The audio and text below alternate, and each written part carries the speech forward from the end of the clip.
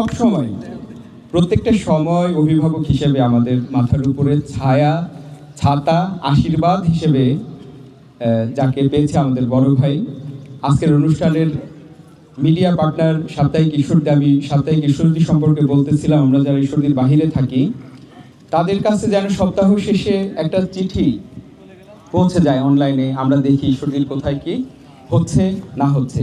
নিরন্তরভাবে প্রায় 24টি বছর ধরে এই সাপ্তাহিক ঈশ্বরদী আমাদের মাঝে নিরপেক্ষ সংবাদ পরিবেশনা করে আসছে। আমাদের যদিও অনেকগুলো পত্রিকা ঈশ্বরদীতে প্রকাশিত হয়, কোনোটাই ঈশ্বরদীর ধারের কাছেও কিন্তু নাই। আমি সেলিম ভাই সামনাসামনি আছেন বিধায় বলছি এমন নয়। ঈশ্বরদী আমাদের মনোগ্রাম।